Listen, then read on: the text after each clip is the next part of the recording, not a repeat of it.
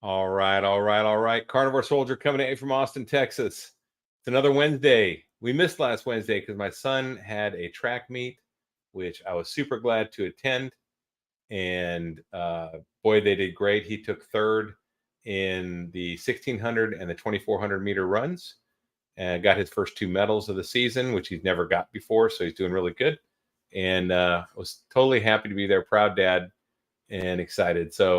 But I'm super glad to be back because I did miss you guys. I miss talking, I miss chatting, I miss talking things about carnivore. We're coming up on my 1-year carniversary. So I'm going to share some pictures of my journey with you guys today. So strap in for some fun pics. I don't like looking back at my pictures of me because I was really, really metabolically not well. And you can tell immediately how sick I was. But I love looking at the difference between then and now. So I want to share that and just share some of with some hope with you guys, hopefully. Also, got another great guest again. It's John Laspina again, the carnivore teacher. Let me bring him in. Hey, John. Caught me. Welcome, man. Welcome, I was looking that way. Yeah. All right. How's everybody doing? Man, I'm doing great. I am too. How are you guys doing out there? Everyone doing good? Desanya, how's it going? Yeah, it's Dave. Dave Saunier. He will be at KetoCon. You'll meet him. He's the long distance bike rider from Louisiana. So there's my bike. Are you a bike rider too? Yeah, I am. Charging my light here. I had to switch my camera, everybody who's watching, because my lights are broken and I had to use a different light. So you got like the magic curtains behind you. It looks like this Johnny is just Carson. the curtain out to the courtyard there. It looks like Johnny Carson. You're right. Right? Like the gold curtain. Only old people are going to remember that. I should say people of a certain age group. Johnny Carson show. Everybody. Man, what a great show that everybody watched that, right? Every people, night yeah, that was like, I mean, the shows now are like cheap imitations. That was real. That was good stuff. Anyway, that was real variety. It was real entertainment, I think. I kind of miss that. But anyway, that's all. So let's see. We got carnivore teacher. Yep. I love pineapples too. Oh, okay. I love pineapples too. Here, yeah. These pics keep us on track. Well, I hope you love pineapples, but I hope you love being healthy better. Right. That's all I gotta say. I mean, I used to love me some pineapple upside down cake. I don't know about you, but that was I love pineapples. Oh my god, and it was sweet, so I enjoyed that. Oh yeah, sweet. Oh right. Yeah, sugar. How about just sugar? Sugar. Let's see. Dave Saunier's on day 420 now. Wow. Autopilot. Yeah, it is. How long have you been? I know you've been longer than me. Carnivore. Right. Close to 400 days, but low carb, ketovore, and keto. Going on 4 or 5 years. So it is on carnivore. I think it is really truly autopilot. It is. And it wasn't for me on keto, and I'm sure it wasn't for you because it was work. It was like, well, yeah, it was. I had more things to think about and worry about and count and measure and I did too much today. I got to lower it tomorrow and now you don't think about it. You just eat, and food is not the priority. You just eat when you're hungry. All right, you love the way they look. I need to change my name, but I love the way they look. That's great. No, the name's memorable. I mean, you can put I love pineapples and if it's artwork, that's the right kind. It's a conversation starter. It is. Yeah. 416. 416. That's a lot of days. Good for you, David. Yeah. Yeah, good for you, man. So my carniversary is March 22nd. And I was going through a phone, an old phone that I was reactivating I have a friend coming over from Europe, and rather than have her like switch her plan over, she's coming for KetoCon too, so you'll meet her, and she's been carnivore. Well, she's been low carb for 19 years and lost 10 stone, which is 140 pounds. Wow. What is a stone? Is it 45? 14. 14. I can never remember. So she lost 10 stone, which is 140 pounds. Wow. And she's just so rather than have her like set up her own phone, I was getting one of my old phones out, like this old iPhone 10. I was like, hey, I'll just activate it because it's been sitting in the drawer, right?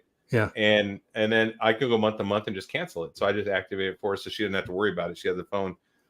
And I looked and I saw this picture from last year, and I looked at it, I was like, oh my, look at my face. Yeah. It was so swollen. It was inflamed. Everything about me, John, I know you've seen it. Everything Wow, about me yeah. was inflamed. And I was so sick. And I see that now when I go into stores. I can't You see it in unsee other people. You see people everywhere. walking in a, but they don't know it because that's what they've been doing all their Yeah. life. They're in a fog. Kids, Yeah, kids, little parents, kids. everyone. I see kids on bikes that are inflamed. I'm like, Yeah. oh, that's so sad. And It's I'm going to share those pictures a little later. So stick around. You get to see some good pics of me, my before and after, and my journey kind of pics. And I think, hopefully they give you hope, because if I can do it, yeah, I'll show you. Don't worry. Don't worry, pineapples. I love that name. That's great. I see. You could keep the name. It's good. I would keep the name. It's a conversation starter. It is, because then you can say, well, I don't eat them because that's unhealthy. That's perfect. That's like a Yeah, segue, really. right? That's a segue. It's like if we I like named the way our they taste, but I won't eat them because right. they're It's like poison. if we named ourselves, honey and sugar, something that, and we're carnivores and we don't eat that stuff. Yeah. So anyway, yeah, I see people and it's like, gosh, even in the gym, I see people. It's like, man, you're just wasting your time in the gym, and I could totally help you. I was working out and this guy jumped in with me, and I was like, man, and he was a kid, like 20s, but he was really overweight and lifting. And he's like, man, you're so strong. I'm like, and I just wanted to say, man, would you consider just like switching your diet up for 30 days? Because I could change you completely. I could especially change if he's 20, his metabolism, he'd be like turn into like an ultra man there, with his plates haven't even finished growing yet. It's perfect time for him to start. Oh yeah. I mean, look at the difference in us, John. I mean, like we said, life changing, right? This is a completely life changing thing. And let's see, Dave Saunier, something I've never had happen is going through 2 cold and flu seasons and have 0 cold and flu. Isn't that amazing? That is pretty amazing. I was watching a video with Dr. Chafee, I think yesterday, and he was talking about vitamin D production and how seed oils inhibit it because it's the wrong kind of omega-6. I saw that. The omega-6 that's there, you can't use. So this is the dual effect you get is you get sunburned because your skin's not working properly. Your cells aren't able to do what they're designed to do, and turn tan and protect you. And then when they do tan, I guess they make the vitamin D at that point. Mm-hmm. So you're getting a vitamin D deficiency and a sunburn. What a great deal. All because Crisco bought some lubricant from a German tank company. I don't know if you know this, John. Crisco oil was designed in Germany to lubricate tank wheels. Wow. And Crisco bought it and then paid the American Heart Association $20 million in today's dollars to say it was healthier than animal fat. So they could sell it. Plus, we had our go to jail, man. Yeah, our agricultural and the subsidies from the government. We got to push this stuff out of there and make money. Yeah, and it is. It's criminal. It's and here's the thing. So okay, those guys may be gone, dead and gone. Fine, whatever. You can't arrest them, but people who today work there that know what damage they're doing. Because they have to. And if they know, they may be in the dark as much because they learned it from their professors at college. Like Dr. Chafee says, you don't believe everything a professor tells you. You have to go out and research, and the research is always changing. You have to be malleable. You don't just stick with something you learned. Well, but the research bought and paid for by those companies, those people know. The people that bought and paid for studies to get like the tobacco company did. To get the answers they want. There are people, not like you said, not everyone. I'm sure there's people there that are totally honorable, that are just doing the right thing. They may even think it's healthier. They really may believe it, right? A lot of them. I would probably say the most of them. But there are people, and there will. If we could subpoena and find memos, just like the tobacco company, you'd know that they'd be like, "Hey, is this the best business model to actually cure disease?" Or the amount of heart attacks and problems that have occurred. There were almost no heart attacks before 1911. People didn't die of heart attacks. They died of other things that we now have antibiotics for and medicines that do work. But heart attacks were very few and far between back then.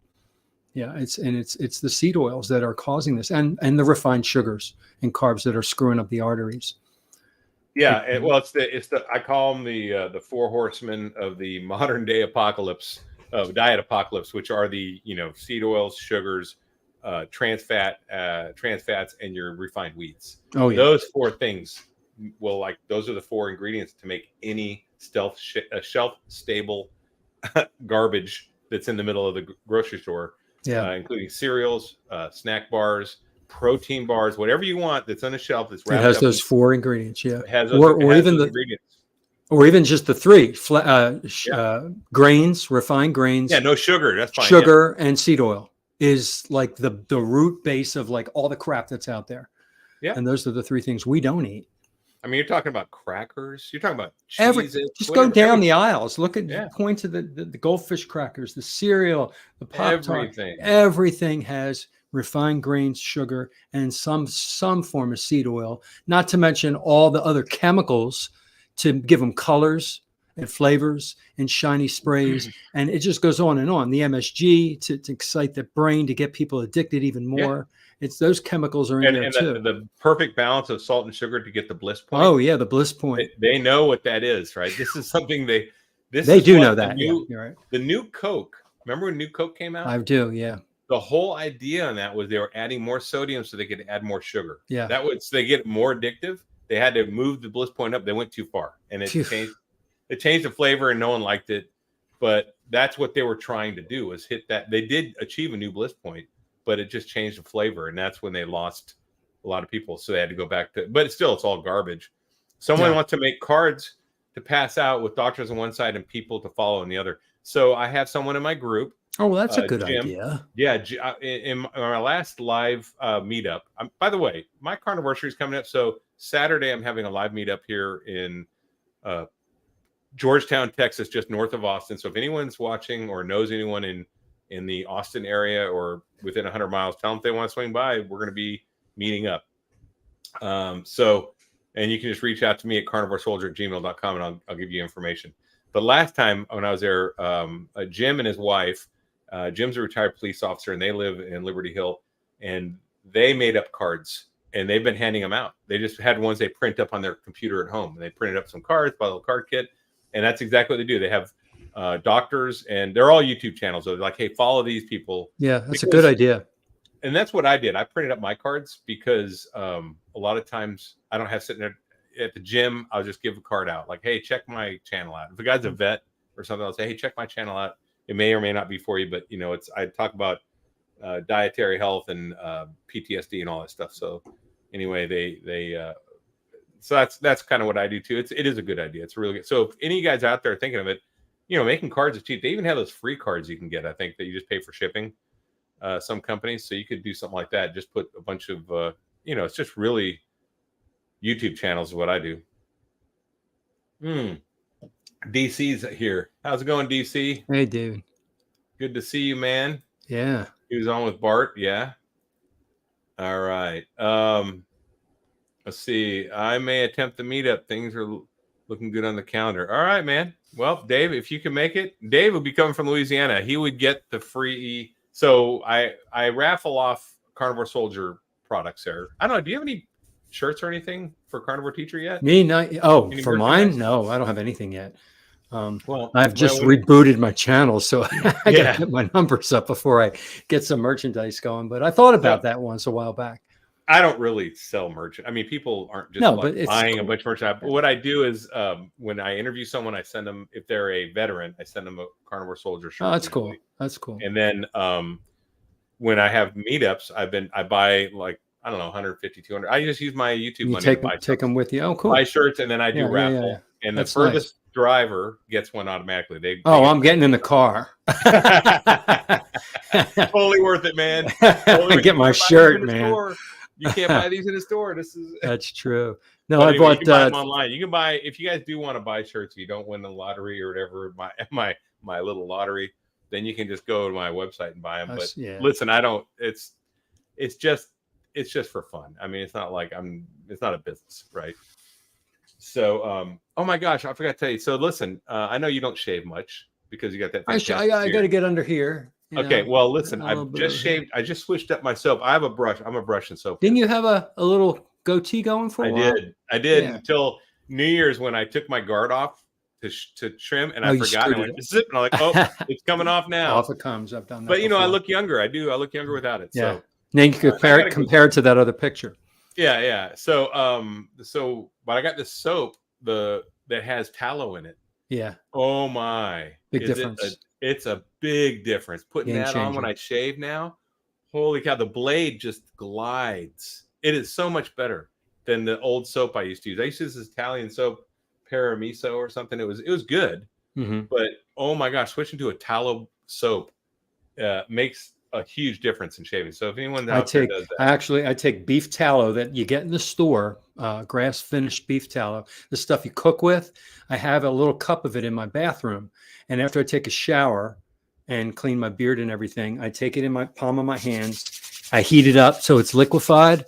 I put it all in my beard and all in my head, and it is the same as the sebum in your skin. All right, tallow means sebum, so it lasts, and it's antibacterial.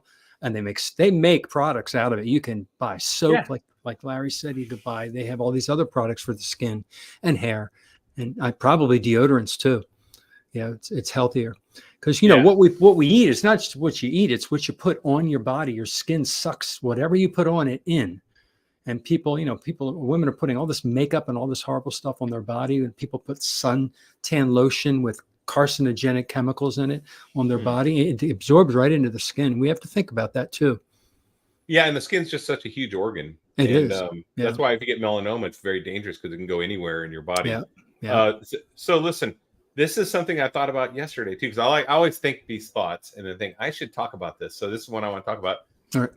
People are very health conscious with their skin and sun exposure. You see mothers everywhere like worrying about getting, and women and men just worry about getting the right, sun protection on because burns are serious and you can get melanoma. But I think, we should actually have the same caution with what we put in our mouth as what we put as exposing ourselves to the sun. It's more dangerous probably to eat bad foods with seed oils than it is to go out in the sun without sun protection, even when you're on seed oil diet, when you don't get all the benefits.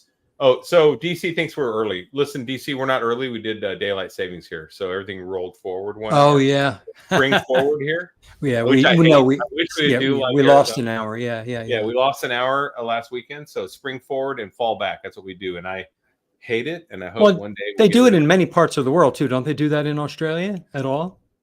A lot of places do, but some countries do. Some don't do it. I think Japan does not. So maybe Australia. Germany might not. I know. Well, Arizona doesn't, which is great. I mean, hats off to those guys. I wish we could just do that. Parts of Indiana don't. I know that. Like parts do, parts don't. Yeah, it's parts. Isn't it weird?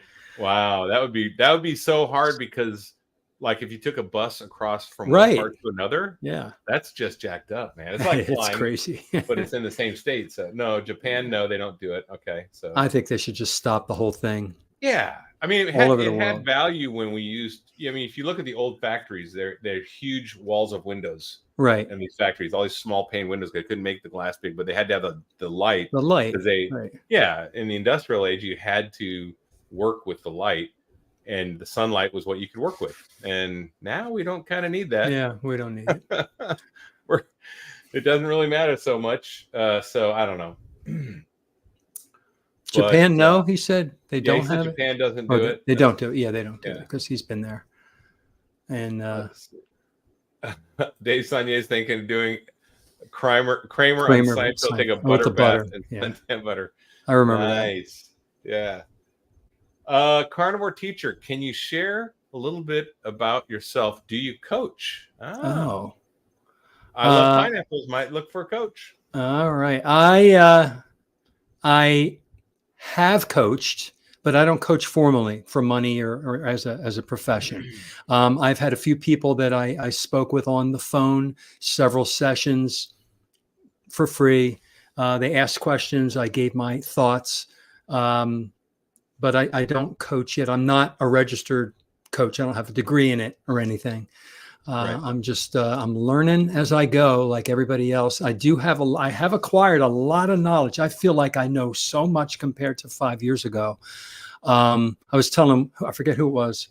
It wasn't Christy, it was somebody else. I said, I feel like I became a doctor. The amount of information that I have learned about my own body and nutrition and chemicals, I didn't know any of this before. And I, it's important to me because it applies to me. It applies to people. Yeah. So I probably could look into becoming a coach for sure.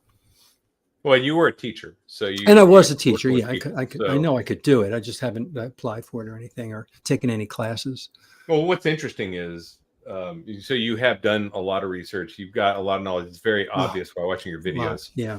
So what's very interesting is you probably have greater knowledge in nutrition and health than 90% of MDs out there. Yeah. Which is sad. But it's sad because they don't learn nutrition. They learn how to prescribe a medicine based on a symptom. That's because, and this is the other thing, the Chafee video I was watching yesterday was he was saying that, the schools are funded and set up by the pharmaceutical companies, and the curriculum is written by the pharmaceutical companies. The colleges, you mean, the doctor? Yeah, the medical schools. Yeah. So the pharmaceutical companies teach them that when you have these symptoms, you take this drug or this series of drugs. And, it's really, and I was all on board with that because I just believed in the system for forever. I did not ever question that. No, we were taught, they went to medical school a lot of years. They're smart people. They wear a white lab coat with a stethoscope, trust the doctor when they speak, they speak, you're quiet and you nod, and what they say is gospel. Yeah. And that's, now I go into my doctor and I have a conversation with him. I bring in my lab book. We sit down, open it together, and we talk. And I said, this is what I want. And, well, that's the kind of doctor you need, a partner, right? Yeah. And you can challenge. He's such a great guy. I'm so lucky. And I fell into it. Just happened. I just happened to have him. It's not like I looked for him. So I'm lucky with that. Yeah. I read, I don't know if you've read the Dr. Berry book, Lies My Doctor Told Me. Yeah, I have. Yeah. And that's not a carnivore book. It's before he was carnivore. It's more of a keto book. Mm-hmm. But still, it does give you the perspective of a doctor on the medical system and the way it works. And I think it's a good book because it does kind of tell you, what the shortcomings are, which there's a lot, and how you can try to find a good doctor, or at least maybe, talk to your doctor in ways that you can see if they're open-minded enough to do something like that. Because it's really their decision, right? And, we're not going to force anyone to change the way they are. And hey, Tom Hughes is in from Mexico. Hey, what's up, Tom? He's a great guy. Longtime carnivore, runs a language school down there. Oh, cool. So teaching English. We got a lot of great people on this channel. I love this community. It's so fun to meet all these people. I can't wait to meet them in person. Yeah, that's a blast when you meet the people that you've spoken to online only and get to see them in person. And what I have noticed, and I'm going to notice it with you too, because you're 6'3", right? And I'm 5'10". Everybody that I seem to follow on here is really tall. And then I meet him in person, I'm like, hey. And I'm like this little guy. And I'm not that little, but everybody's tall. Everybody I meet is tall. Oh, yeah. And Dave Saunier is a sailor, and Thomas is a former Coast Guard. All right. Oh, cool. So he's probably 6 feet tall too, because you got to be able to walk into shore when your boat sinks. There you go. That's the joke we used to say in the Navy. I know it's corny, but that's just what we used to do. So he's 178 centimeters. Okay. All right. Got it. So yeah. Let's see. Let me go ahead and share these pictures. I've been teasing a little bit. I'm going to go ahead and bring up. All right. I don't know. I know Semper. What's Algonus? I don't know the rest of that Latin, David. What does that mean? Alongus costus? Oh, along the coastline. Oh, all right. Forever along the. They're semper paratus. Their actual Latin is semper paratus, which is always prepared, I think is what it means. And Dave Saunier is just making fun of him by saying semper alongus coast, because along the coastline, right? Yeah, everyone smash the like button if you haven't yet, and follow both me and Carnivore Teacher here if you get a chance. So I'm going to go ahead and show a picture here. Let me set us up. All right, get ready, guys. You're going to see. This is it. You're going to see this is puffy me. face. Look at that. Last year, on the 11th of March. So a couple days. This is exactly a year. Look at my face. Look how inflamed that face is. I mean, it's not even, it's like bulging out. And, you know, I was in a lot of pain. I can tell you, I was in a lot of pain. I was what was your pain? What were you experiencing? Like back pain, knee pain, neck pain, sinus headaches all the time. Oh, I used to get sinus infections. I mean, sinus headaches with light sensitivity, all that. I mean, depression, low motivation, anxiety, all these things. It was just a whole litany of, you know, of being just metabolically ill. And like I said, I see people in stores, and I notice now that they're like this. I look at their face like, oh my gosh, that guy's so inflamed. Yeah. And I feel sorry for him. Like, oh man, I wish I could help him, but I just don't feel right going to strangers and say, hey, you know, have you tried carnivore? It's like, they're going to laugh at you anyway. But it's just like, when you have the answer, right? Do you look at what's in their shopping cart when they're pushing it, and you see, oh my gosh, all the things that people buy that are just feeding that inflammation. It's the Metallica look. Yeah. But I mean, so this is how bad it was. I started noticing my face was like getting so big, and I'm like, man, I was like, this phone makes me look fat. You blame the phone. You're in denial. I bought an app on my iPhone that would like narrow my face a little bit so I looked like I used to, you know, because like I do now, kind of, but not. It wouldn't even narrow it as much as it is now. Just get it in control a little more, because it was out of control, I felt. Yeah, what I'm noticing now, I mentioned it to you earlier, is underneath your eyes, they're puffy. Yeah, like that looks like, I don't know if that was the alcohol as well. Probably. I mean, I was drinking pretty, daily at that point. So, and then you can look at my hair. Look, more gray, less gray. Oh, look at that. More you don't gray. Color it, huh? That's interesting. No look at no that. Color there. Wow. That's just my hair darkened up. Yeah.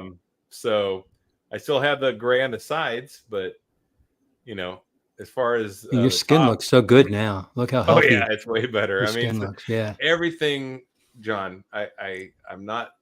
I mean, everything is better. I know. It's just the way, you know, it is. I know. You know, we wish we could tell those people in the store. Yeah, it's sad. We want to shout it from the rooftops, and it is sad because I feel for them, and in the gym too. So this is me. March 22nd, which is a couple days, almost a year, at 280 pounds. It's like a different head. Yeah. Oh yeah. Totally different, right? And it's completely different. So that was, and that's crazy, man. Those are the same shorts too, I think, in both those pictures. So the shorts are like hydro, like they're at the pop. You know, I call it a 42 stretch or whatever is what I was, 42 tight or something. But that was from 280 to 234. I'm 232 now, so I've slimmed down a little more. And I'm eating a dozen eggs a day with my workouts, which is great, and just some beef with it every now and then. And you know, I'm feeling fantastic. So, what are you eating today, recently, John? Well, my first meal is around 11 or 12, and I have 4 eggs.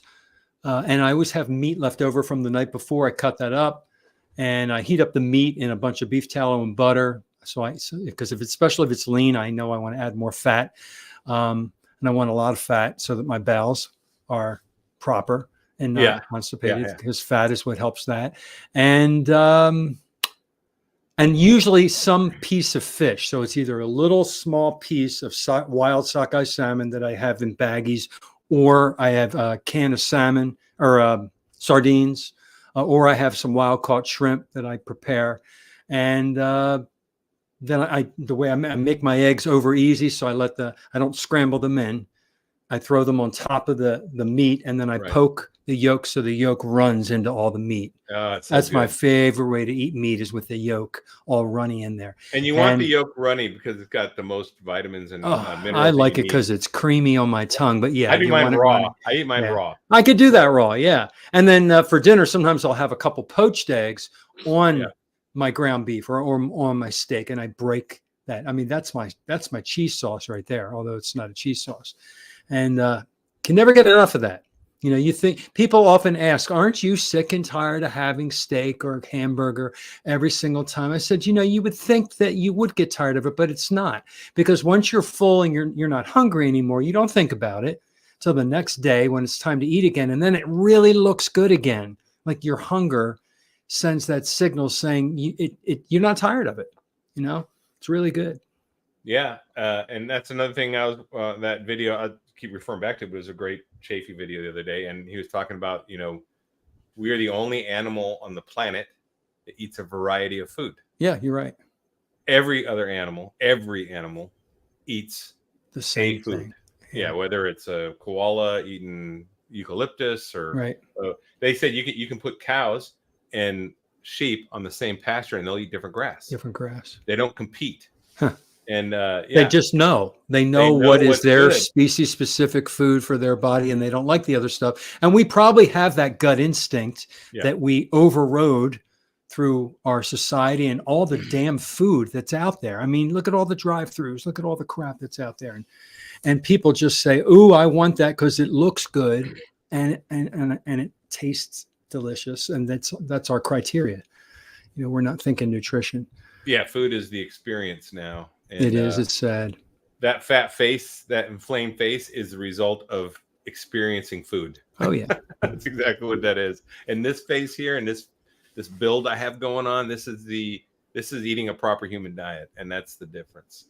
And I just want to encourage you guys, if you're starting this or you're seeing this later, you know, this is worth doing, and the results are real, and they're amazing. They're life changing. This is not just a diet. It's not like doing just keto. Keto is really effective, but it's different. There's something different about doing this. It's a notch better. Keto's okay because you're not eating ultra processed food. You're eating whole ingredient fruits and vegetables along with your meats, but you take it to carnivore and cut out the plants, because all plants have anti-nutrients. All plants have chemicals to defend themselves, and some of them may be small, but they're still in there. You take that stuff out, and everybody who takes that out notices a big step up in their game from when they went keto to carnivore. I know I did. I mean, big difference. And you say that there's no processed foods, but there are. If you go to Costco, there's a lot of keto foods. Well, that are completely processed, but people that don't know, John. Yeah, you're right. And I didn't know, because I was eating Quest bars and things. Oh, these are keto friendly. I'm like, okay, well, I can. They say the word keto on it, and the company's using that to sell, you know, for them to make money. And they're just saying, oh, it has only 5 net carbs. Yeah. And then when you know, that magical stupid thing that they invented with the sugar, alcohols, and the fiber, it's really 30 grams of total carbs. It's terrible. And seed oils. They have all the crap in there. Oh, yeah. So they're calling keto just net carbs. That's what they call keto. I mean, I was eating mayonnaise still and all these other, it's just full of seed oils. Peanut butter. I would have peanut butter every now and then, you know. Yeah, it was, and I do like peanut butter with honey is like my dessert I would have. I thought, well, that's all. Yeah, it's very sweet. It's all natural. Yeah, it's all natural. Right? Honey comes from bees. And I lost weight doing that, because I would just have I buy the little individual peanut butter cups and I put some honey on the top and eat that and be my dessert. Well, it's better than all the fast food. I mean, or as Barry says, it's less bad than. You know, it's less bad. And our bodies are so dang resilient, so amazing. We're lucky they're resilient. Yeah. Yeah, that we can actually do that and still lose weight. Yeah. So it's crazy when you're not, that's not even just eating a suboptimal diet. That's eating a bad diet. Yeah. I mean, a suboptimal diet, like you were saying, is just, you know, whole foods, but like, okay, I'm going to eat some vegetable, which is not the optimal, but it's at least whole foods. It's less bad. Yeah. Yeah. Now, let me ask you about the salmon. So wild caught salmon can be deceiving, because on one coast, it's actually farm raised and then released into the wild and caught. And the other coast, it's more natural all the way around. I think it's the Atlantic is what you want, correct? No, it's the sockeye salmon is that you want. Sockeyes over in the Pacific, over in Washington That's where State. It's wild, because they go up the rivers and everything. And they're jumping upstream for spawning and everything, and they're not out in the. And I don't think they have the microplastics in them yet either, because they're not out in the deep ocean. Right. And I get it with the skin on, and of course wild. So it's actually less fatty, but the fat is more of an omega-3.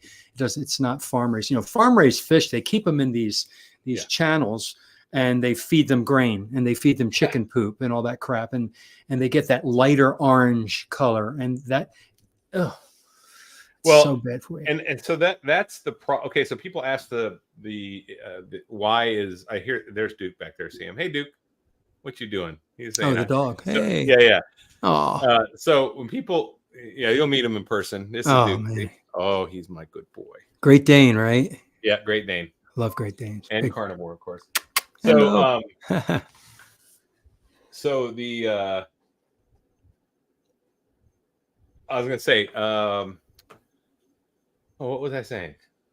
I was salmon, fish. Yeah. So when they farm, so people ask questions about, why is ruminant meat so much better than pork, chicken, and fish, and some fish, right?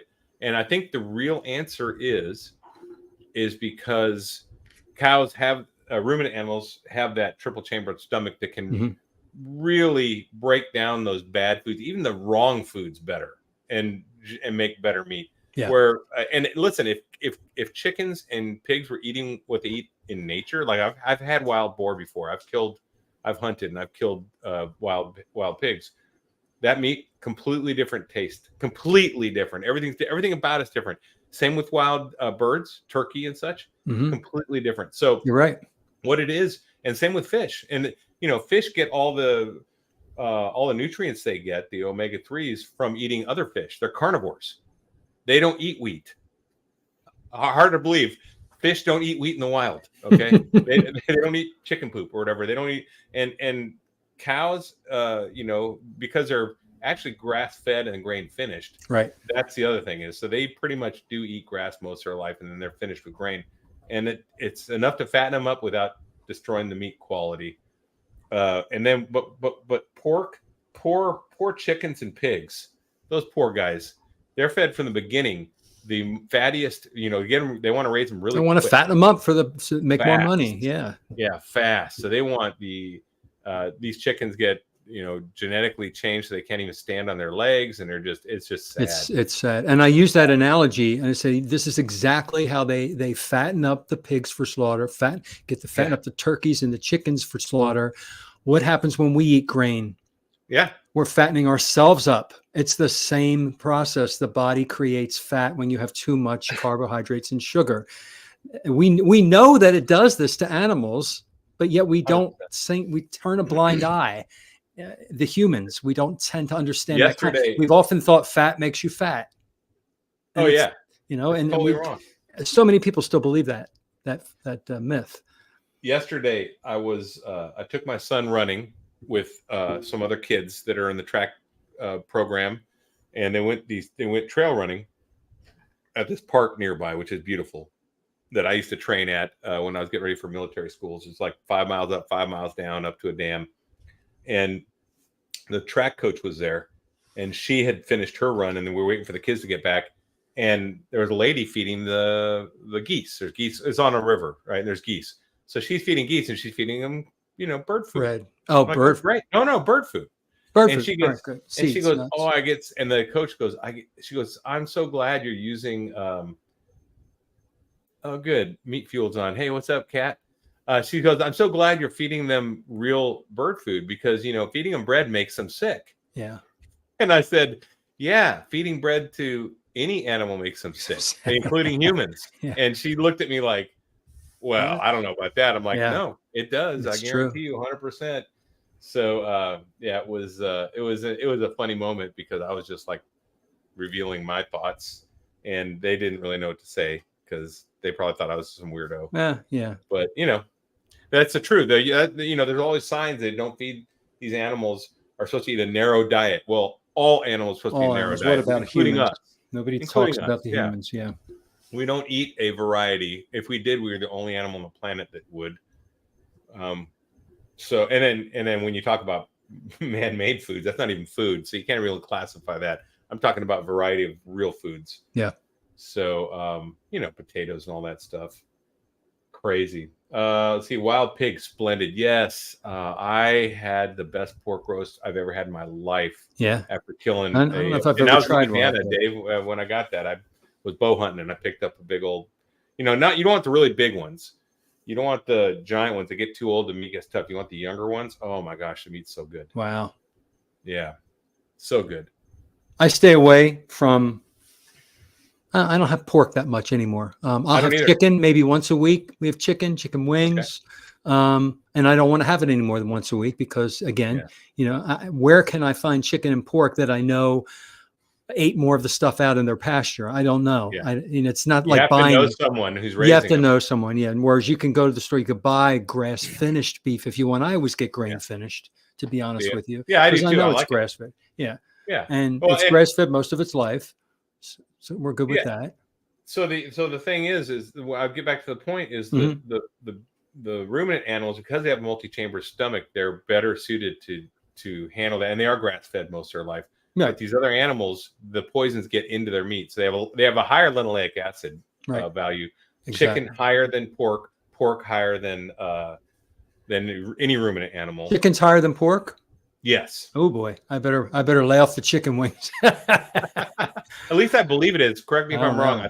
I don't know. I don't know. That I'm still learning about that. But Thomas probably knows, or one of these guys know. Yeah. But there is like a hierarchy. A hierarchy. Yeah. Yeah. I'll have to check that one out. I tend to try to stick with ruminant meat as much as possible, and I do like I love seafood, so I try to do wild caught. I'll pay the money. My pasture raised eggs, I'll pay for it. My yolks are orangey. Duck eggs. Sometimes we have duck eggs up the street. I get them, and man, they're good. Have you ever had them? No, I've never had duck eggs. Oh, they're bigger. You know, they're white. They're bigger. They look. Do they have bigger yolks? Oh yeah, they're like twice the size, or almost more than twice the size, and they're meaty. When you cook them, when you taste the yolk, it's like there's some bulk to it, and they're good. Yeah. I've been eating all mine raw lately. I've been doing them in a blender with ice. Wow. And making like a protein shake. You're doing a Rocky. Yeah, doing the Rocky thing, but blending it. And I've been doing 12 eggs a day, 6 in the morning and 6 in the afternoon, and then just eating some meat in there with it. There's your protein. All right, Carnivore Grandma showed up. Nice. Good to see you, Carnivore Grandma. I was on with Carnivore Grandma last week, even though I missed my live stream. I was able to jump on with Nia with the Carnivore Masterminds, which you should. Oh, there's all these people I haven't met yet. Oh, that's so cool. Yeah. Carnivore Grandma was great. She was fun. Check her channel out, guys, if you haven't yet. Grandma. And she says she was popping in from Homestead Hal. I haven't done anything with him yet, but I watch his videos. He's great. You need to contact him. He'll be at KetoCon. He'll be there. Good. He's very articulate. So, he's very persuasive. Yeah. Yeah. He's just a great guy. Yeah. And he does everything on the fly. I love that. He's like me. I don't script stuff. I just go. And then that's how I make my videos. I don't think he even edits though. I edit though. I edit because I have a lot of ums and I hate those. But he's just great. He's just so much energy. And you know what? We are carnivore twins because he started his carnivore journey 2 days before I did. Yes, I remember. He told me it was about the same time as yours. Not he told me, but I listened to him say. Yeah, what's cool is he was already had a YouTube channel, so you can see his complete change. That's why I showed the pictures here, because no one saw me until August.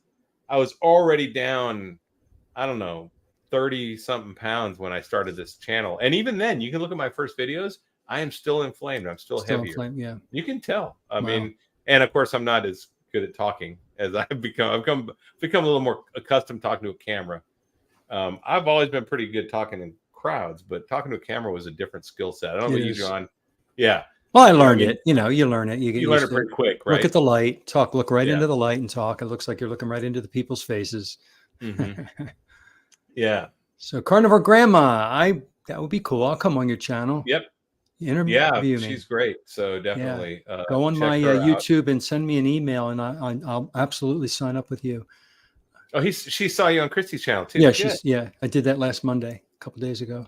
Yeah, I'd love to be Carnivore Grandma. I'll be on your channel anytime. Love it. Chicken wings. We had a lot of good stuff to say last week when we were talking. Last week we were talking about what were we talking about? What was the topic? I forget. I'll think about it. But it was a great topic. I know that.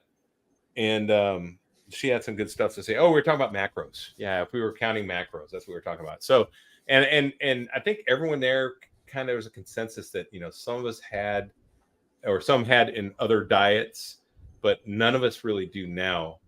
And I think the only time we decided that counting macros was valuable was if you have a specific condition that you're trying to manage. Like you see Judy Cho has her channel where I love her channel because she deals with all these one-offs. Like, you know, you can say Homo sapiens generally act this way when they eat this diet, but some people, these one-offs will have a problem, like a histamine reaction to something, right? And she said even these histamine reactions can go away over time, which is very interesting to me. As your body heals.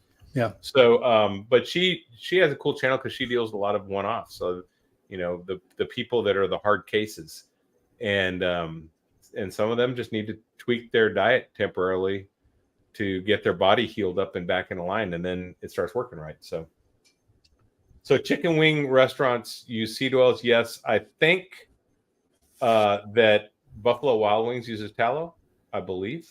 You should check that. Don't trust me 100%, but I think they do. And always ask. No, if you're going to eat in a restaurant, don't just take it for granted. You know, when I'm at home, I put ours on the grill. I baste them in bacon grease and butter, and sprinkle salt, and then I put them on the grill. 20 minutes on one side, 20 minutes on the other side, and they're really good. I'll bet. Yeah. But I won't eat them out unless they always drop them in the vat. And the vat's peanut oil. Yeah.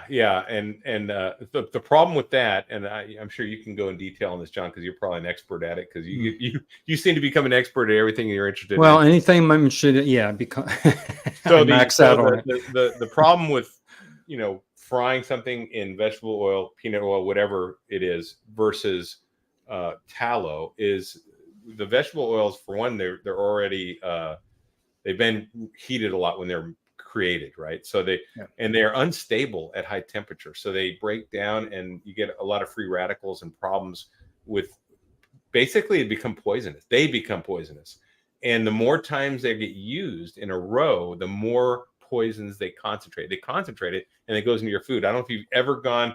I remember going to some of these places, these fast food places, and eating the fries, say, oh, there you have old oil. You can kind of taste it. Yeah. Like it tastes worse than normal, right? Yeah. Yeah. And that's just a concentration of poison. Do you know anything more about that on the well, a little more technically, you know, a seed oil is a polyunsaturated, it's a PUFA, polyunsaturated fatty acid. And the unsaturated means the molecule is not saturated with hydrogen atoms all around it. There's these places where there's missing spots. And whenever there's a missing spot, that's the fragile part. That's where it can break with light, heat, or time. And of course, how do they make seed oil? Extremely high heat.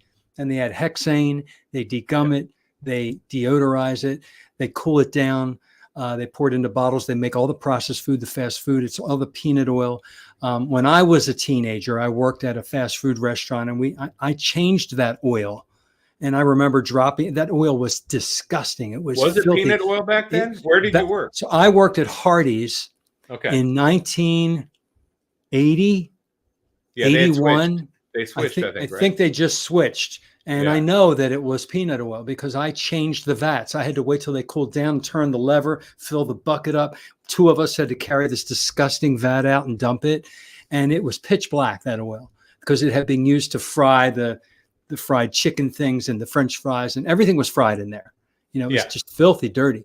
So, you know, saturated fat, or fat that's mostly saturated, like beef tallow, and bacon fat and butter, they're saturated with hydrogen atoms all around the molecules. So they are strong. There's no place for it to oxidize or break.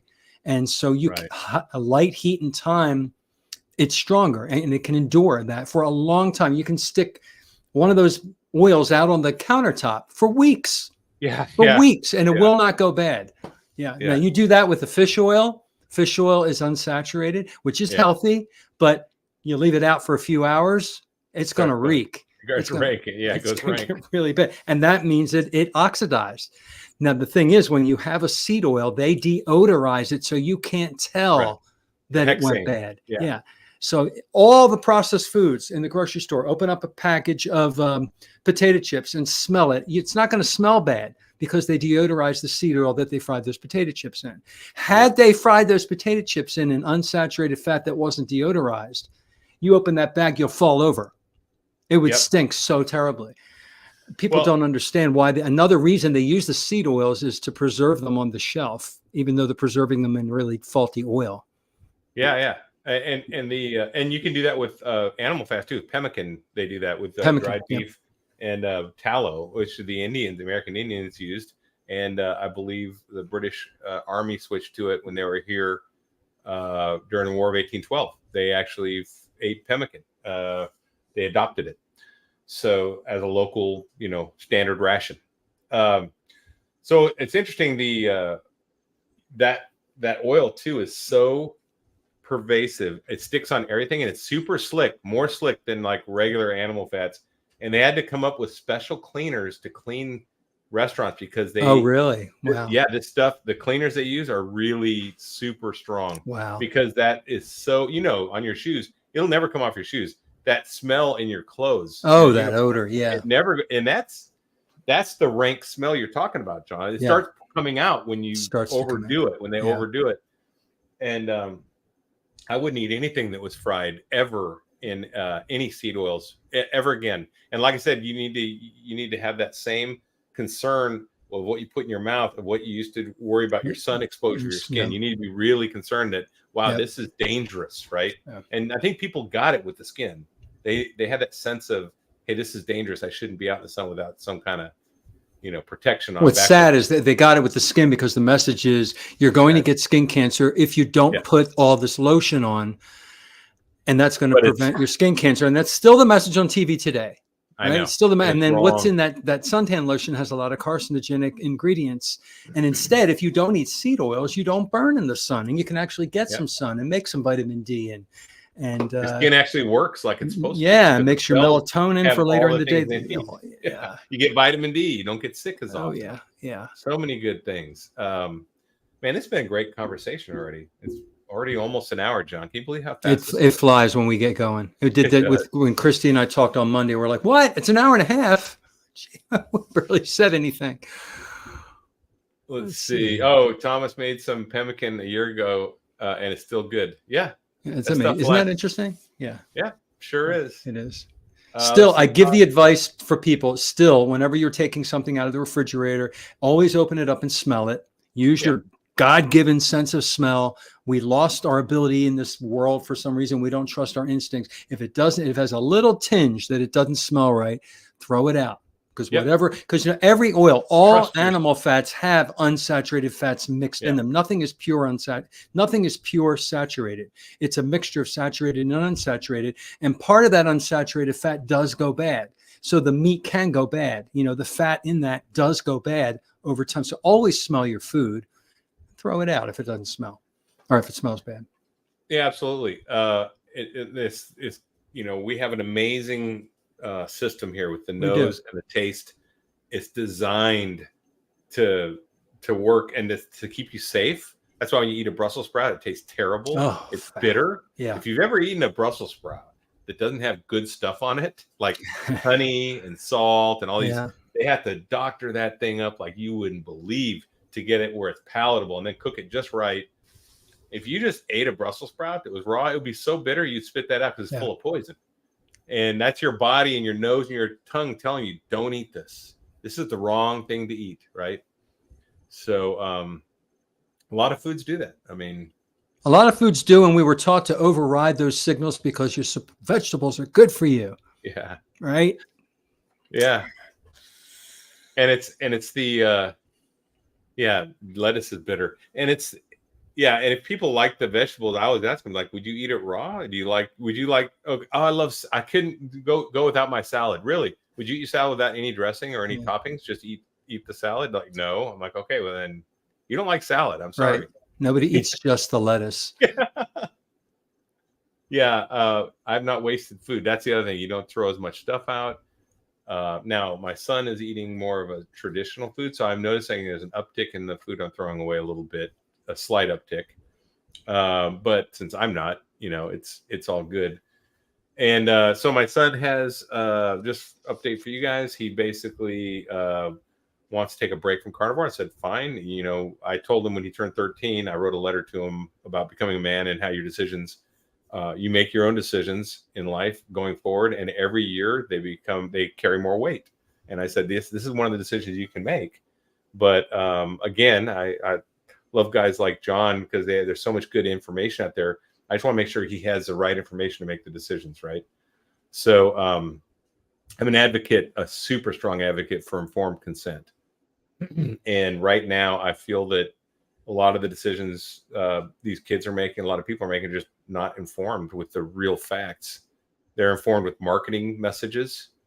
And I don't know if you've ever seen this movie, John, They Live, from the 80s with Roddy Piper. They Live was a science fiction movie. Was it with bees? No, was ants? No.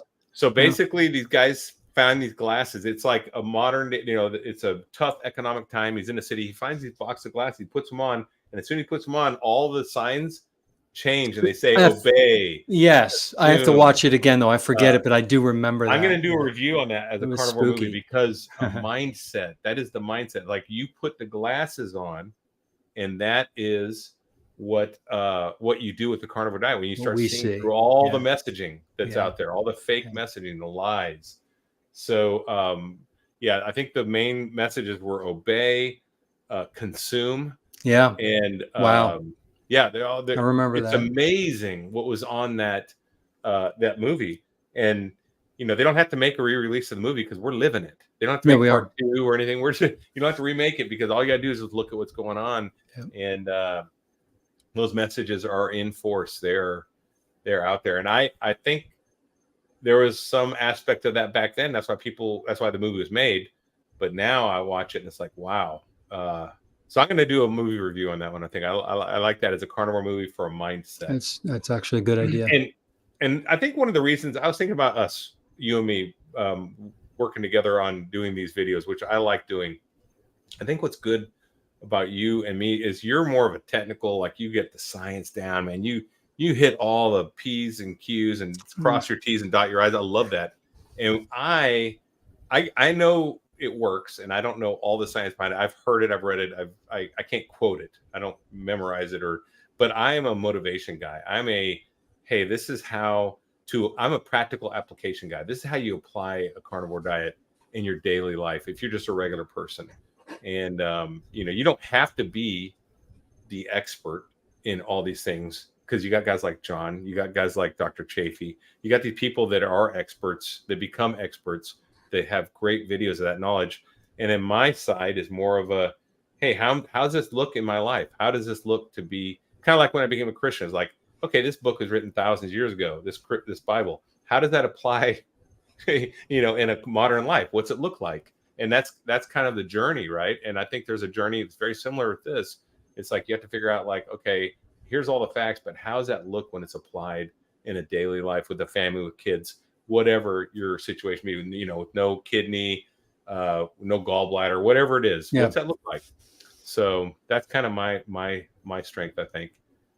What do you think about that? Do you think that maybe that's why? No, that's about right. I have a little bit of that because I like when I share my story, I'm sharing how it worked in my life, and I like to share. I have a friend and it works in their life, but they have no gallbladder.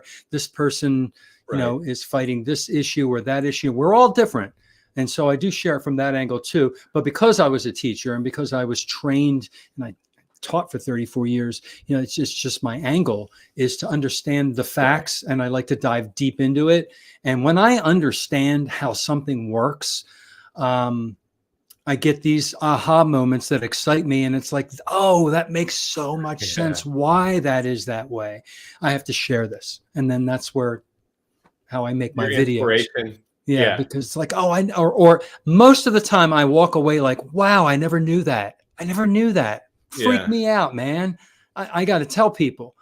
That's how I do my videos, and that's all my videos come from little moments of learning. and yeah, different people come at it from different angles. You're absolutely right. You know, I peeked into Christy's channel last night. She was on an interview with somebody else, with 3 other women, and I was going to stay and watch the whole thing. I was kind of busy. I had to go away, and they were talking specifically about the lioness, you know, all about women.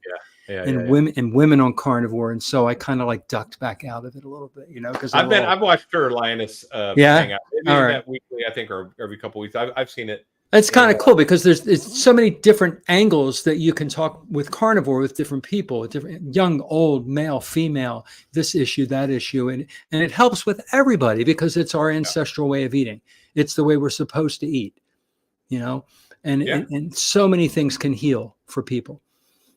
Yeah, it doesn't matter if you're a school teacher or a soldier or a police officer or whatever. It doesn't matter. It's the same food that we're supposed to eat. Like we said, you're not supposed to eat a variety. You're supposed to eat a narrow, range of food that you're supposed to eat. And we say narrow. I mean, we can. I use the phrase beef, lamb, pork, poultry, fish, and eggs. Yeah. And because we live in America, but of all the ruminant animals in the world, all the ruminant animals that we don't even have access to in Africa. You know, so we have some access to deer here, but in some buffalo, but there's so many other meats that we can have. So within that circle, we do have a large variety. You know? I went to Africa so I'm a Christian. And when I was in my mid 30s, I went on 2 mission trips to Africa, and I got to eat some of that antelope out there. What did it taste like? Oh my gosh. Amazing. And it's different. Okay, they prepared it differently too. Was it tender? Oh yes. Yeah. Well, except for the biltong. So there's biltong or bultong, I think I call it, and it's like that's dried strips of meat that are different. There's stores that just have rows of different biltong you can try, right? And it's like a salted meat. I would say it's not beef; it's different antelope.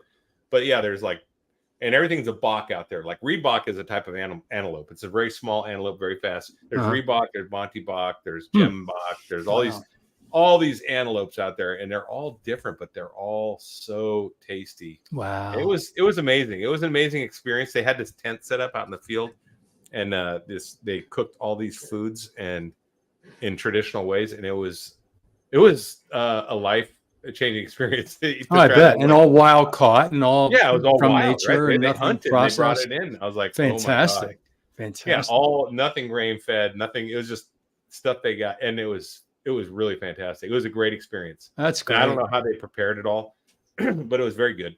Probably not seed oil. I'm assuming not. It wasn't. It was over fire and stuff. Like, there was no seed oil. There's no fryers.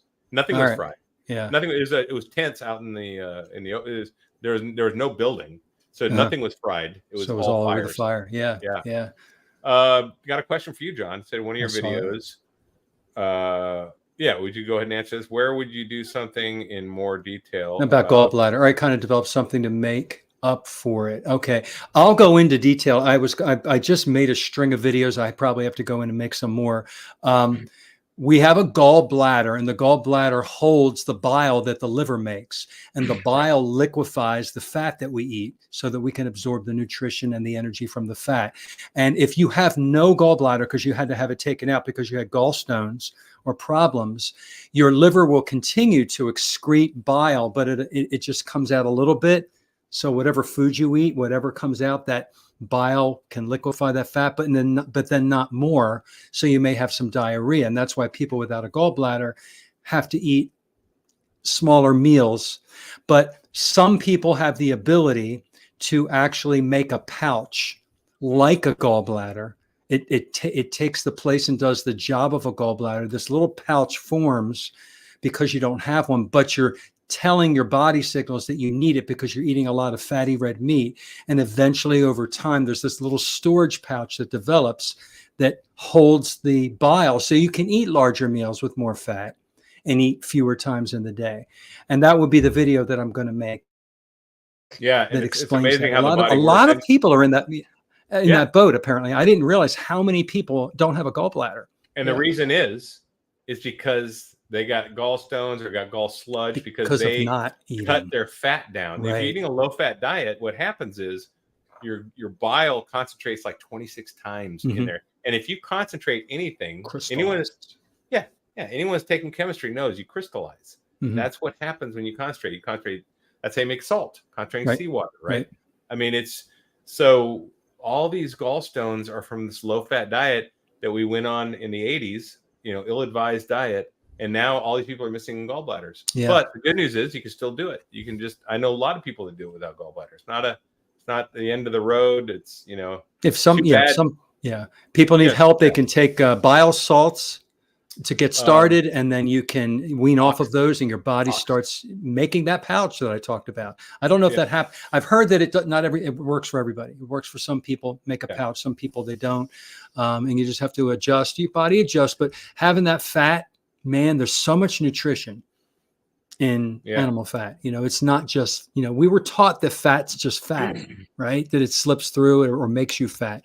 I wish we had the nutrition information in schools to teach children that fat is an essential nutrient. Protein and fat are required, or else you die. Yep. Here's Allison. She's been a carnivore for years. No gallbladder, no problems. Only eat twice a day. See, all right. That's the other thing. Also, your body will make more bile if you're doing it daily eating. It knows and anticipates it. It goes, okay, we're going to eat this much. And all the bile is doing is it's emulsifying the fat, so it can break down and get absorbed, so you're not pooping it out. Otherwise you poop it out. And there's an answer to people with constipation. That's correct. On carnivore, add more fat and it will soften up your bowels. Add a little too much more fat and you'll have a liquidy bowel movement, and you can adjust it, and it works. And I'll tell you what I did. I think I mentioned this. I don't know. I did this on Christy's channel. When I buy picanha, that picanha has that big layer of fat. I take a sharp knife and I cut most of that fat off. I put it in the food processor and I cut it all up. So it's like, almost like ground beef, but it's fat.